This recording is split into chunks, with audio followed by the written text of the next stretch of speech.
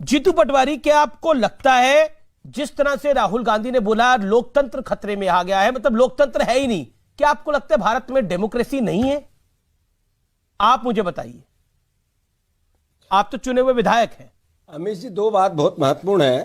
अब जैसे कि अभी संवित जी ने बताया कि कौन योग्य आदमी और कौन अयोग्य आदमी है। इस देश ने नरेंद्र मोदी जी को योग्य माना था, यही जब तो उन्होंने कहा था काला धन लाएंगे, 15-15 लाख देंगे। उस योग्यता का क्या हुआ? देश ने नरेंद्र मोदी जी को जिताया था, योग्य माना था, ये कहा कि 2 करोड़ रोजगार हर साल दूंगा, 6 करोड़ रोजगार घट गए। ये योग्यता का पैमाना ही तो था। ये योग्यता का पैमाना ही था कि किसानों की आय दुगनी करूंगा 2020-22 तक। नरेंद्र मोदी जी ने कहा था, जो आय थी उससे घट गई। सेंसेक्स भारत सरकार के बताते हैं। आर्थिक प्रगति हुई कि गिरावट आई, ये देश के सेंसेक्स बताते हैं। ये योग्यता ही तो थी नरेंद्र मोदी जी की। योग्यता का बहुत मापदंड संबित पात्रा अभी बता रहे थे। महिला सुरक्षा के नाम पर जो देश को जिस तरीके से सपने दिखाए थे, देश में बीजेपी नेताओं से देश के महिलाओं के बलात्कार होने लगे, योग्यता ही तो थी आपकी। फास्ट ट्रैक कोर्ट बनवाऊंगा, नेताओं को जिनने गड़बड़ की उनको जेल भिजवाऊंगा। भारतीय जनता पार्टी में सारे बेईमान लोग चले गए, जितने पे आरोप थे वो सब चले गए, पाक साफ हो गए, फास्ट ट्रैक कोर्ट बन गई। ये देश की योग्यता ही तो थी नरेंद्र मोदी जी की।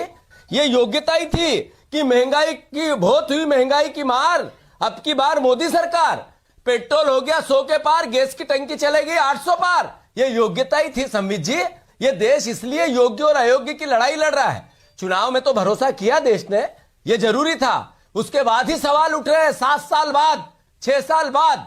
चुनाव जीतना और हारना लोकतंत्र की एक परिधि है, एक सिक्के के 2 पहलू है। अगर चुनाव जीतने को ही लोकतंत्र की आप परिणति मानते हैं, तो मैं ऐसे लोकतंत्र पर फिर सर विचार करने के लिए देश को मजबूर होना पड़ेगा, ये कहना चाहता हूं। बड़ी बात बोल रहे हैं आप। एक जीतू पटवारी, आपने धारा पर बात बोला, लेकिन बड़ी आप बात बोल रहे हैं कि देश को दोबारा विचार करना पड़ेगा अगर चुनाव जीतना और हारना ही सब कुछ है। आप भी मान रहे हैं कि लोकतंत्र है ही नहीं इस देश के अंदर, भारत में लोकतंत्र नहीं है। अगर लोकतंत्र नहीं है तो शाहीन बाग क्यों हुआ? लोकतंत्र नहीं है तो किसान कैसे बैठे हुए हैं? लोकतंत्र नहीं है तो इतना कुछ आप बोल कैसे रहे हैं? लोकतंत्र है तो बोल रहे हैं ना। ऐसा है अमीश जी, लोकतंत्र पर क्यों सवाल उठ रहे हैं?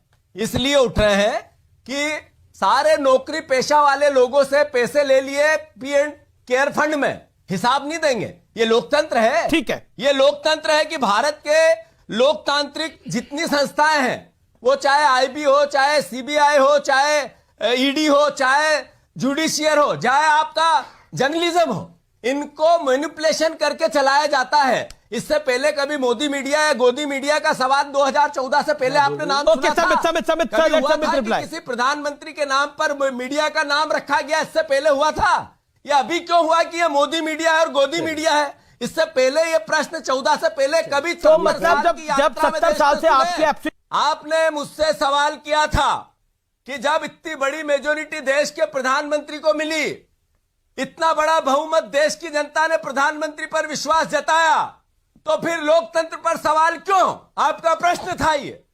प्रश्न का उत्तर यह है अमीश कि एक ऐसा कानून जो पूरे देश में एक हाहाकार, एक भयंकर इतना बड़ा आंदोलन कर रहा है, उस किसानों के मील का पत्थर, उनके आर्थिक सुधारों के लिए, कृषि सुधारों के लिए न संसद में बहस, न किसी किसान संगठन से बहस, न किसी विपक्ष दल से बहस, न किसी दूसरे राजनीतिक दलों की सरकारों से, राज्य सरकारों से बातचीत, न कहीं कोई लोकतांत्रिक प्रक्रिया का हवाला नहीं। कोरोना के इस महामारी में चुपचाप गुपचुप जैसे तैसे उसको पास करना। ओके, कहना मैं तो किसानों के हक और अधिकारों की बदलाव की बात करता हूं।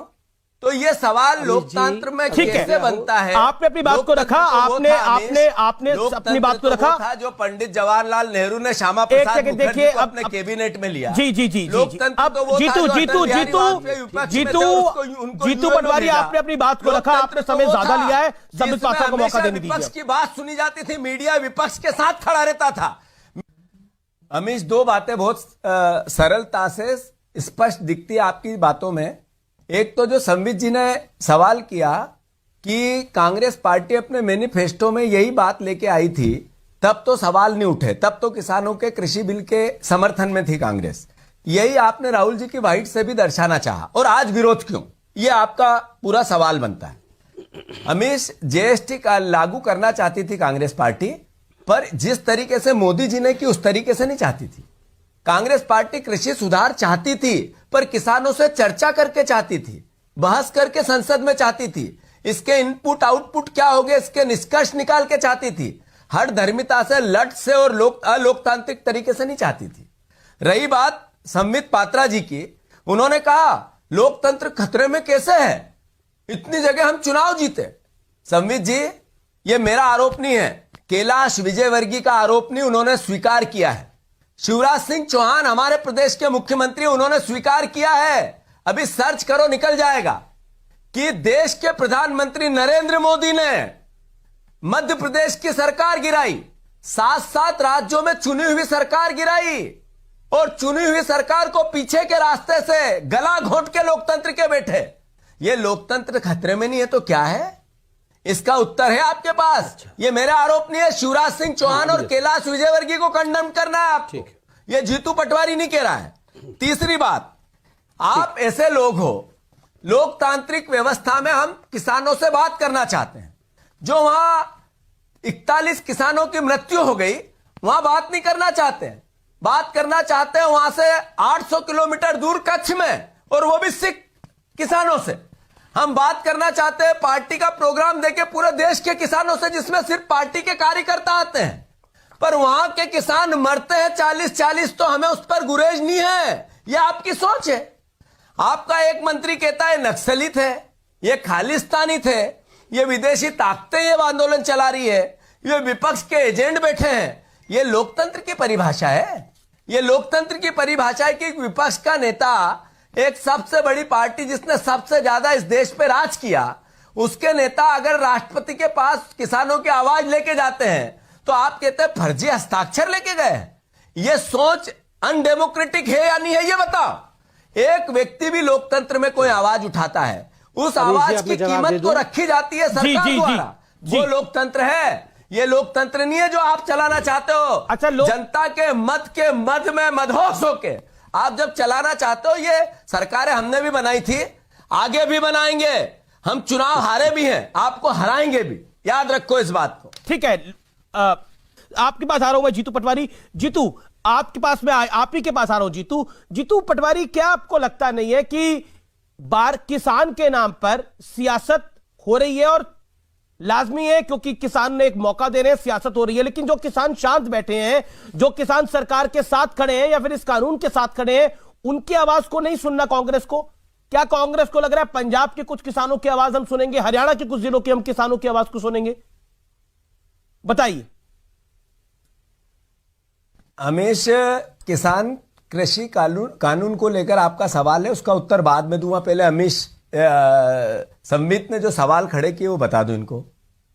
संबित जी, ये भारत के कांग्रेस पार्टी की सरकार थी जिसने इतने सरकारी उपक्रम बनाए, उसमें से 23 उपक्रम आप बेच चुके हो या पाइपलाइन में है। 10 लाख करोड़ रुपए के उपक्रम आप बेच रहे हो।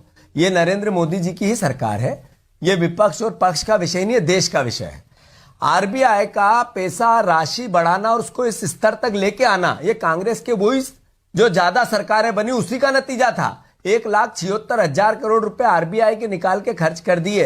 ये आप ही, हमारी सरकार है, नरेंद्र मोदी जी की सरकार है, ये कांग्रेस का अवगुण नहीं है। ये तो आपको ही देश सवाल पूछता है। देश में जो आर्थिक हालात है, जिसमें कहा था $5 ट्रिलियन की अर्थव्यवस्था में करके लाऊंगा, जिसका अंतर यह हुआ कि 24% माइनस आपकी ग्रोथ रेट चली गई। ये नरेंद्र मोदी जी ने किया, इस देश की इसी सरकार ने किया, मेरी सरकार ने किया, मेरे ही प्रधानमंत्री ने किया जो आज बैठे। मैं आपसे सवाल ये पूछना चाहता हूं, कांग्रेस को गालियां देने में आपका पेट भरा जाता हो, आपको संतुष्टि मिलती हो, राहुल गांधी को भला बुरा और ओछे शब्दों का उपयोग करके आपको संतुष्टि मिलती हो, तो आपको मुबारक हो वो बात। पर मेरे देश के प्रधानमंत्री नरेंद्र मोदी आज किसी पार्टी से चुन के गए हो, पर देश के प्रधानमंत्री है, उनसे सवाल करना राहुल गांधी का भी धर्म और अधिकार है, और मेरा भी है, और इस देश के एक किसान का भी है। तो जिस तरह की आप भाषा और बात बोलते हो, आपकी समझ को थोड़ा सा आपको दुरुस्त करना चाहिए, मेरा आग्रह है। रही बात देश की राजनीति में हमने अपने बलिदान दिए, देश को आजाद कराया। कांग्रेस पार्टी के ही नेता थे, आपके नेता नहीं थे, एक भी नहीं था, चीटी उंगली भी नहीं कटाई। हमारे नेताओं ने बलिदान दिए और देश की उन्नति की। इंदिरा जी और राजीव जी ने, आपका कोई योगदान नहीं है। आपने लोगों की दंगे करवा के जाने ली है, उसका इतिहास है आपका। आप इस तरह की बात बोल के देश को गुमराह कब तक करोगे? इसका पैमाना है, गिलास में पानी भर गया, कितना भी ढोलो, लोग समझ चुके हैं, सही समय पे आपको दिखा देंगे। रही बात अमीश आपकी, जो किसानों की बात है, तो लोकतांत्रिक तरीके से है। क्यों संसद में बहस नहीं हुई? क्यों एजेंडा पहले संसद में कानून लाने के पहले उसी आंदोलन में कहा गया इंदिरा ठोक दी, मोदी ठोक देंगे, सामने नहीं आया? उसी आंदोलन में कहा गया मोदी हाय हाय मोदी मर जा तू, उसी आंदोलन में कहा गया इंदिरा ठोक दी, मोदी ठोक देंगे। नियम और कायदे होते हैं, उसके तहत इस कानून को रद्द करके वहां भेज दिया जाए। जीतू पटवारी, मेरा सवाल बड़ा सटीक है। उसी आंदोलन में कहा गया इंदिरा ठोक दी, मोदी ठोक देंगे। कोरोना के इस महामारी में ही इस कानून को लेके आए। क्या कारण है कि इतनी जिद, जिसमें 40 किसानों ने हत्या हो गई, उनकी मौत हो गई, फिर भी नरेंद्र मोदी जी, ठीक है, देश के पाकिस्तान के पूर्व प्रधानमंत्री, कोरोना की महामारी में कानून नहीं आ सकता, लेकिन बिहार का चुनाव हो सकता है, कांग्रेस उस चुनाव में भी लड़ेगी। इन किसानों पर एक मध्य प्रदेश का बाई इलेक्शन भी हो सकता है। ठीक है, एक सेकंड, संबित, कोई सवाल देश के हो उस पर बात ही नहीं करना। ओके, संबित पात्रा, अब संबित को दीजिए ना। जी तो देखिए, मैं बार बार निवेदन कर रहा हूं आप दोनों से, बड़े लंबे जवाब हो रहे हैं। Sambit Patra, now you start, 1 minute में, 1 मिनट में जवाब, अभी भी 3 मिनट में जवाब दिया गया है। देखिए, व्यूअर्स के बड़े सारे सवाल है। ये कहते हैं कि आपके दादा ने या मोदी जी के दादा ने या हमारे परदादा ने भाग नहीं लिया। मैं कहता हूँ ये तो गोरे थे, ये यूरोपियन गोरे, ये यूरोपियन गोरों के परिवार ने कब हिस्सा लिया? नहीं, यूरोपियन गोरों के परिवार, बिल्कुल बता रहा हूँ, सही भाषा बोल रहा हूँ। आपने बोला कि हमारे दादा ने, मोदी जी के परदादा ने अपनी उंगली भी नहीं कटाई। मैं पूछता हूँ, मैं पूछता हूँ, ये जो गोरे थे, हम तो उनके खिलाफ लड़ रहे थे। नहीं, मैं बिल्कुल बोल रहा हूँ, हम तो गोरों के खिलाफ लड़ रहे थे। आप बता दीजिए, एंटोनियो माइनो की परिवार हिंदुस्तान के लिए कहां से लड़ रही थी? स्वतंत्रता के लिए बता दीजिए, कहां से लड़ रही थी? ये बदतमीजी की भाषा नहीं है, यही तमीज की भाषा है। आप लोग हमें बिल्कुल टेकन फॉर ग्रांटेड लेते हैं। आप माफी मांगिए, जो आपने कहा कि बीजेपी और आरएसएस के लोगों ने अपनी उंगली तक नहीं कटाई है। किसने कहा? ठीक है, दादाजी ने नहीं लड़ा है हिंदुस्तान के लिए। किसने कहा? किसने कहा आपको कि मेरे दादाजी ने नहीं लड़ा है? किसने कहा कि बीजेपी के किसी भी आदमी ने नहीं लड़ा है? ने किसने कहा? हम भारतीय नहीं है। बिल्कुल नहीं, एक सेकंड सुनना पड़ेगा अमीश भाई। और आरएसएस के किसी भी व्यक्ति ने, आपने जवाब दिया ना, आपका जवाब, आपने जवाब दिया ना, बीच में जीतू पटवारी भी बोले के खिलाफ लड़ रहे थे। और गोरे कौन है ये आप जानते हैं? कौन है ये आप जानते हैं? भाग लिया, बताइए अमीश भाई। इन्होंने कहा ना माफी मांगी, हमारे परिवार से किसी ने अपनी उंगली तक नहीं कराई। माफी मांगी, बताइए, संघ के परिवार से, बीजेपी के परिवार से किसी ने उंगली नहीं कटाई। केवल सोनिया गांधी जी की परिवार ने उंगली कटाई। देखिए जीतू पटवारी, जहां तक डिबेट के टॉपिक की बात है, नहीं कर रहे थे, आजादी का टॉपिक भी डिबेट का टॉपिक नहीं था। इन कांग्रेसियों को कह दीजिए, अमीश भाई, इन कांग्रेसियों को कह दीजिए, कान खोल के सुन ले।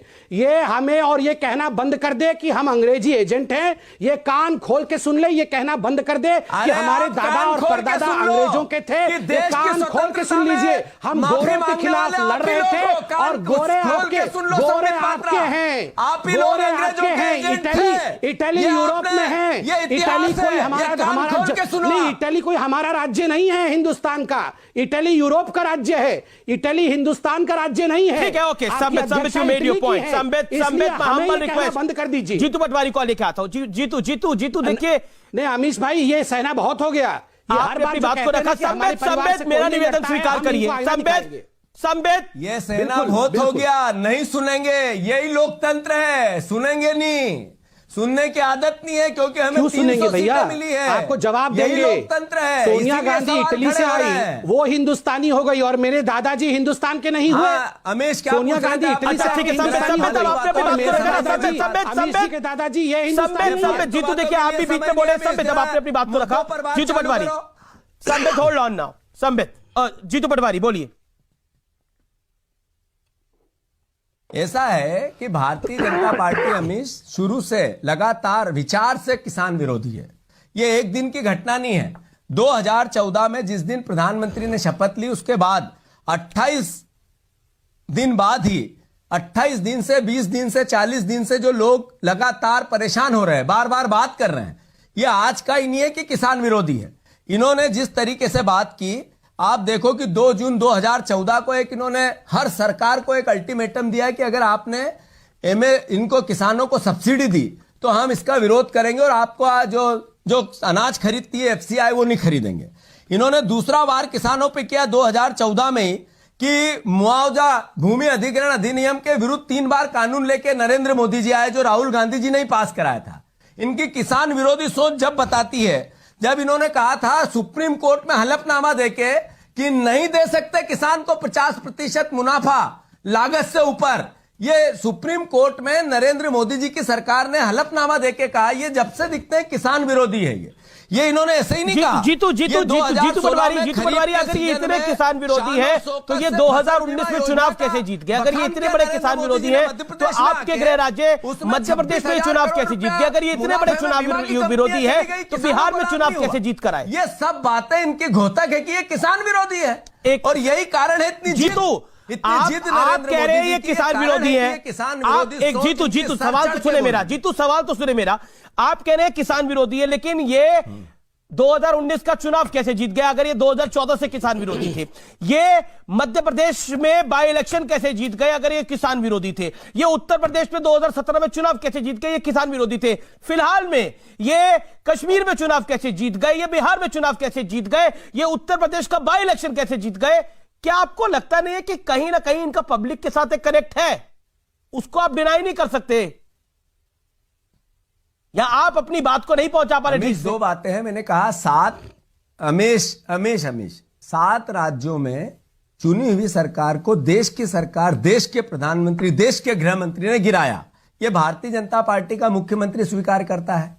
तो यही बात, जिस तरीके से धन बल का उपयोग हो रहा है इस देश के लोकतंत्र में, तभी तो लोकतंत्र खतरे में है। आखिरी शो की जो शो का मर्म है, हमेश मैं देश के प्रधानमंत्री से प्रार्थना करता हूं कि अपनी मूंछ की लड़ाई, अपनी हठधर्मिता छोड़े। ठीक है, देश को अन्न उगा के देता है। बहुत बहुत शुक्रिया। मेरे पास समय फिलहाल इतना ही है। बहुत बहुत शुक्रिया संबित पात्रा और आपका।